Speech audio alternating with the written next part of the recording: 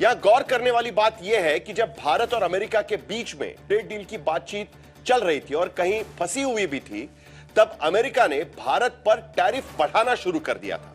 America की जिद थी कि भारत अपने बाजार में अमेरिकी कृषि उत्पाद और डेयरी उत्पाद भी शामिल करे और उसके लिए वो अपने बाजार खोल दे। लेकिन तब प्रधानमंत्री मोदी ने 7 अगस्त को यह साफ कहा था कि इससे भले ही उनको निजी नुकसान हो जाए, उसकी आशंका है, लेकिन भारत अपने किसानों के हितों से कभी समझौता नहीं करेगा। सरकार का वही रुख क्या अब भी है, यह भी सवाल कहीं ना कहीं उठता है। हालांकि सूत्रों के हवाले से बार बार सरकार यह कह रही है कि किसी भी तरीके से ऐसा समझौता नहीं किया जाएगा। लेकिन ऐसे में सवाल यह है कि आखिर इस डील में अमेरिका झुका है या भारत? दोनों एक मुल्क एक एक कदम पीछे आए हैं या आगे बढ़े हैं? क्या इस डील के बाद अमेरिकी जेनेटिकली मॉडिफाइड मक्के और सोयाबीन भारत के बाजारों में तो नहीं दिख जाएंगे? इन्हीं तमाम सवाल है, आशंकाएं हैं, सियासी सवाल भी है। इस पर हम दंगल में चर्चा करेंगे, लेकिन पहले यह रिपोर्ट देख लेते हैं।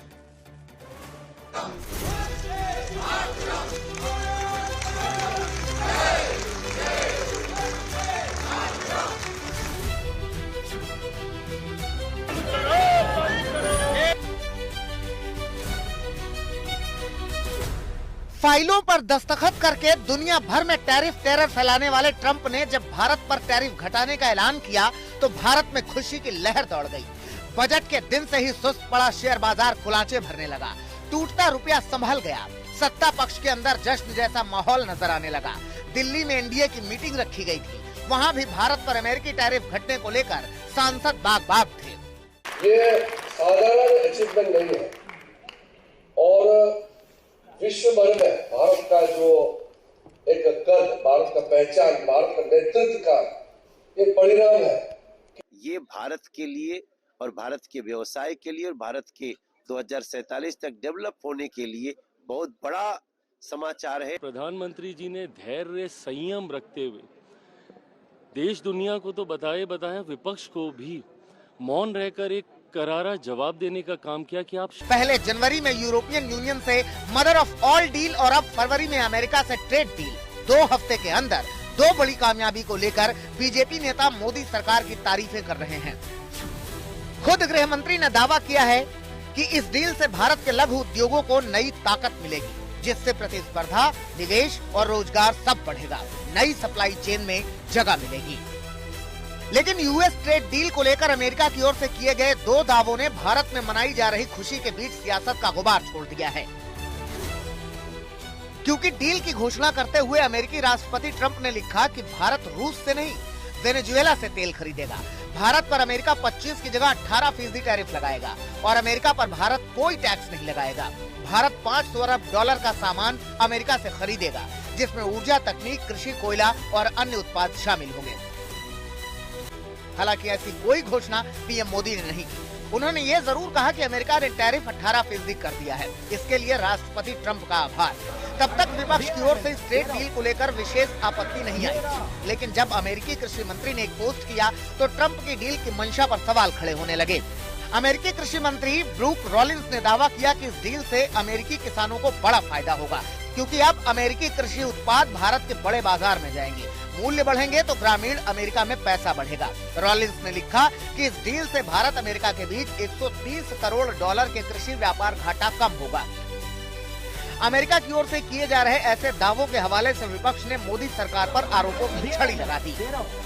नरेंद्र मोदी जी पर प्रेशर है, भयंकर प्रेशर है। पर जरा समझदारों, 18% तो अभी भी बढ़ा हुआ है। भारत पर बोझ है, व्यापार पर बोझ है।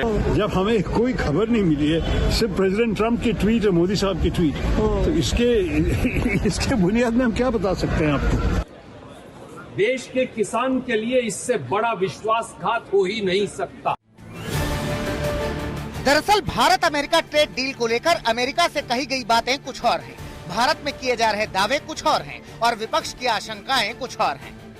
शायद यही वजह है कि राष्ट्रपति के अभिभाषण पर लोकसभा में चीन का मुद्दा नहीं उठा पाने से नाराज होकर सदन से निकले राहुल गांधी ने पीएम मोदी पर गैर वाजिब दबाव में डील साइन करने का आरोप लगा दिया। नरेंद्र मोदी जी पर प्रेशर है, भयंकर प्रेशर है कि प्रधानमंत्री कॉम्प्रोमाइज्ड है।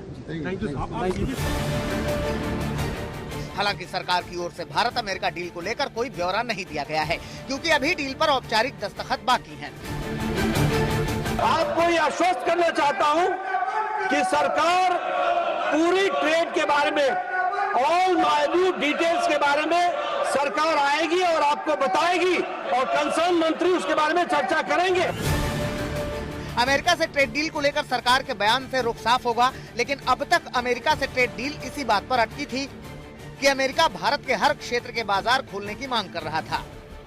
खबर थी कि अमेरिका भारत के कृषि और डेयरी बाजार खोलने की मांग पर अड़ा था। अमेरिका भारत में गेहूं, मक्का और सोयाबीन जैसी फसल बेचना चाहता था। अमेरिका भारत में डेयरी उत्पाद बेचना चाहता था। और तब पीएम मोदी ने दावे के साथ कहा था कि ऐसा कभी नहीं होगा। हमारे लिए अपने किसानों का हित सर्वोच्च प्राथमिकता है।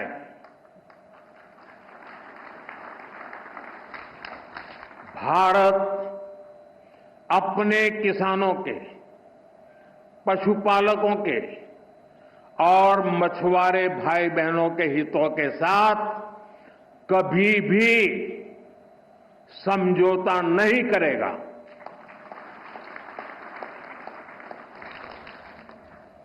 और मैं जानता हूं व्यक्तिगत रूप से मुझे बहुत बड़ी कीमत चुकानी पड़ेगी, लेकिन मैं इसके लिए तैयार हूं। मेरे देश के किसानों के लिए, मेरे देश के मछुआरों के लिए, मेरे देश के पशुपालकों के लिए आज भारत तैयार है।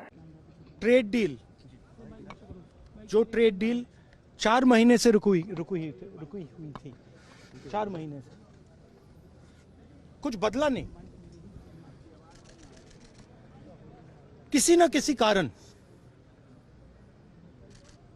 जो मैं जानता हूं नरेंद्र मोदी जानते हैं, नरेंद्र मोदी जी ने कल शाम उस डील को साइन कर दिया। मेन बात यह है कि हमारे प्रधानमंत्री को कॉम्प्रोमाइज कर दिया गया है। दरअसल अब आशंका यह है कि जब भारत ने अमेरिकी कृषि उत्पादों के लिए अपने बाजार खोलने से मना कर दिया था, तो अब किन शर्तों पर यह डील हुई है? क्योंकि अभी तक भारत अमेरिका से सूखे मेवे, सेब, कपास, मसूर, काबुली चना जैसे कृषि उत्पाद लेता रहा है। 2024-25 में भारत ने 64,000 टन मसूर और 19,000 टन पीली मटर का आयात किया था। लेकिन भारत अमेरिका से जीएम मक्का और जीएम सोयाबीन जैसी फसल की खरीद नहीं करता, न ही डेयरी उत्पाद खरीदता है। और सरकारी सूत्रों का दावा है कि अमेरिका से हुई मौजूदा ट्रेड डील में कृषि और डेयरी से जुड़े किसान और पशुपालकों के हितों की अनदेखी नहीं की गई है। मौसमी सिंह के साथ हिमांशु मिश्रा, दिल्ली आज तक।